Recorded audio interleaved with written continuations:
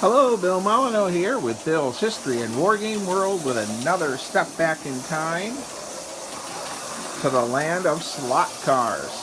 Nostalgic look. Hey, I have a lamppost that fell over. Hold on. Well, we're back. I had to fix a lamppost that I believe that Stingray plowed into earlier. Alright, I did a video last night. I'm going to run another one of the slot car set. I'm sort of surprised how many people were interested in the into the slot cars. So I actually spent a couple hours and had a very nice time working on the cars. Had some issues with my eyes, and one of the reasons I stopped working on the slot cars was working on these small parts. But I have these new super duper magnifying glasses, and they help a great deal. Let's turn off these cars, stop this feedback. All right, we have peace and quiet. So, all right, I rewired the controllers and I placed them there. So they work fine, and all you do is that, and you just turn them and off they go. Now what's nice about these controllers is my wife says that they she can actually race these without having to worry about the trigger. Alright, now I worked on a mess of cars, so I'd like to just take a couple minutes and go over them and what I did work on.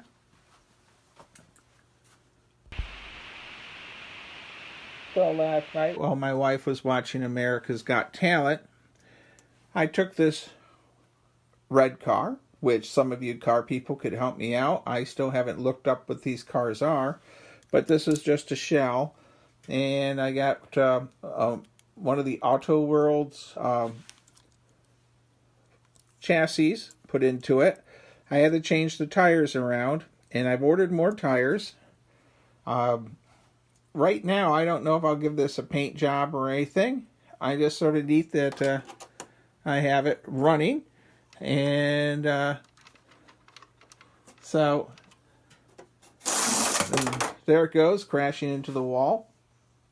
Speaking of walls, you'll notice I have a 6-inch barrier around my track. That's because if cars go flying. All right, so the Thunderbird is in the process of getting chromed.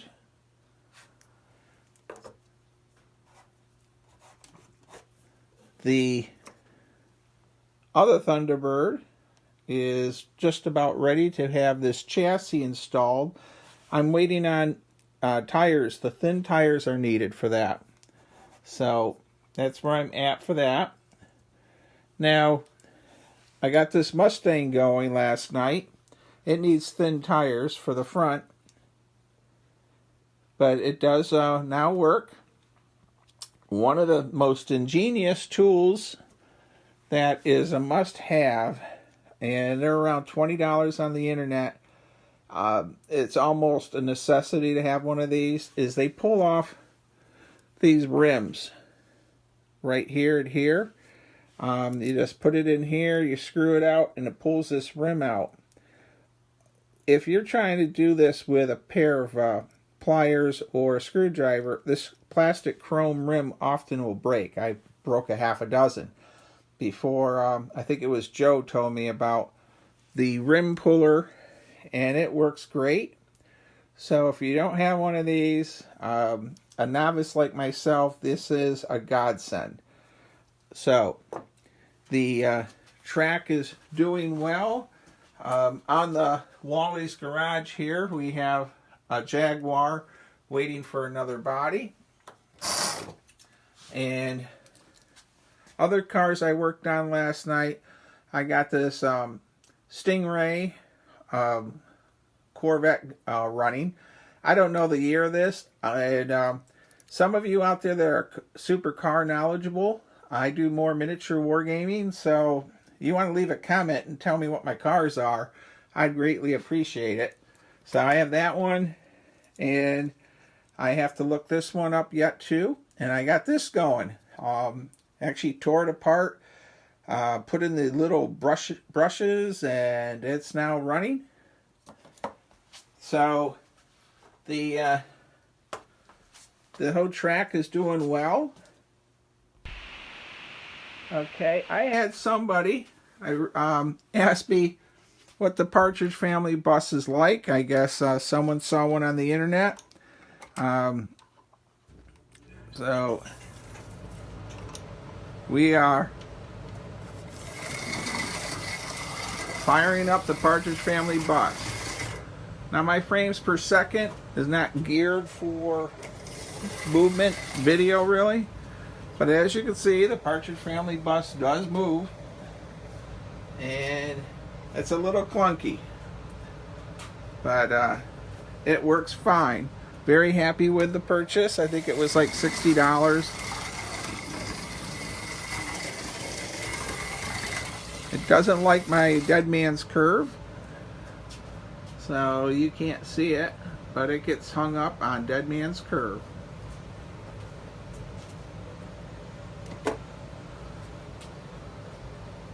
As far as the other cars that I worked on, they're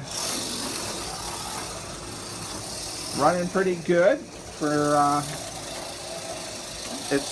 it's amazing how much I'm remembering about how these cars operated when I used to work with or play with them with my brother, and we'd have tracks set up, and I think it was my cousin Eddie next door. So, and I think I might rearrange my buildings, and someone last night asked me for more of a close-up of these buildings that Jack made for me, Jack Brendel down in Arizona. So Jack's Hobby Models books, War Games trains, the detail on these were incredible. And probably at some point I'll rearrange these buildings.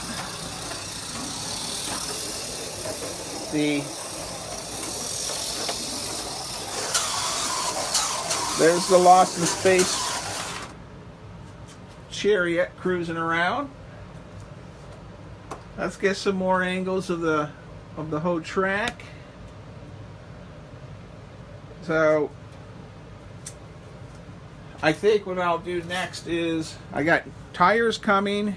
I need to buy a couple more chassis for some of these nostalgic cars, and I think I try to get my wife to race a couple laps around the track.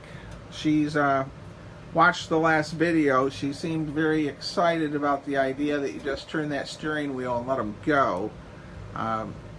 When I had the trigger controllers, she just basically plowed into the walls and the corners, and sort of gave up.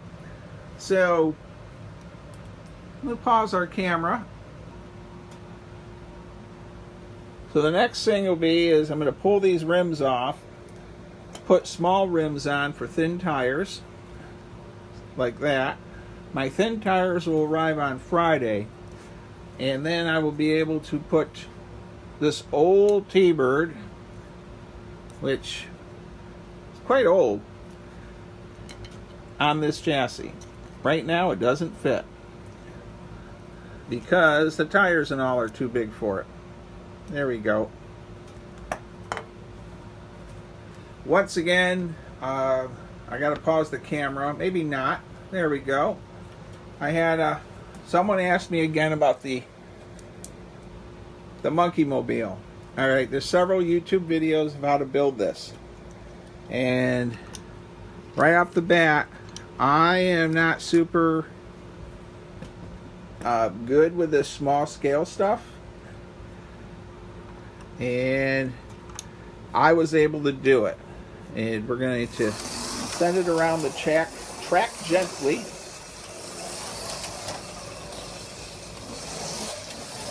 Alright, we have the Monkey Mobile going around, and it's a die-cast metal car, but it still runs just as well as a regular plastic body.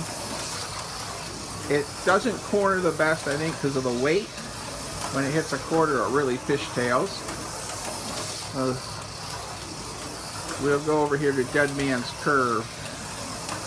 But I'm pretty happy with it.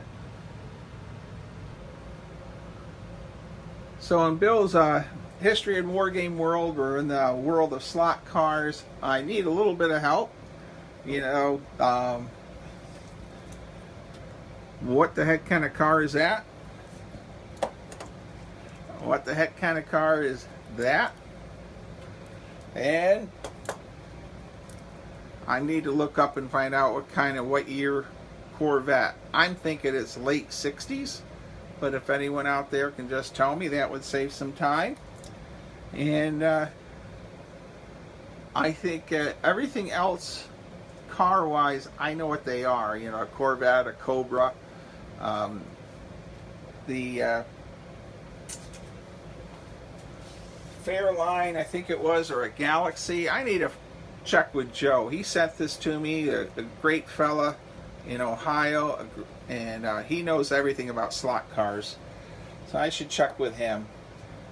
Alright, wow, this is a 12-minute nostalgic, as Jack in Arizona told me to tell everyone, nostalgic video, bringing back slot car fun. I think I'm going to try to spend an hour or two on my slot car track every week, and probably see if I can get my wife to race against me.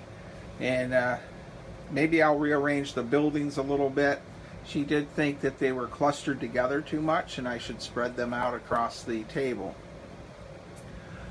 Well, I think that's it. If you're new to my channel, please subscribe. I have nearly 1,000 subscribers. Also, if you'll take the time to look at the playlist, you'll see I have videos on the French-Indian War, many historic sites, the CSS Noose in Kinston, North Carolina, Fort Frederick, where I volunteer at over the summer, and a lot of board and miniature wargaming videos. So if you'll leave comments that you're liking slot cars, I will see about doing one slot car video a week. If this isn't interesting anyone in my YouTube world, I won't make slot car videos. I do think I'll take some time and rearrange these buildings, and Friday night I'm going to get those old Thunderbirds running once I get the right wheels in. Well, that's it. I think I'm going to say thank you, stay safe, be kind, be courteous, leave comments. Slot cars are not 100% my forte, but I love bringing back the nostalgic feeling of the slot car world, and my brothers, and the memories from my youth with my brother David. And anyhow, stay safe, be kind, be courteous, and subscribe. Thank you very much for watching.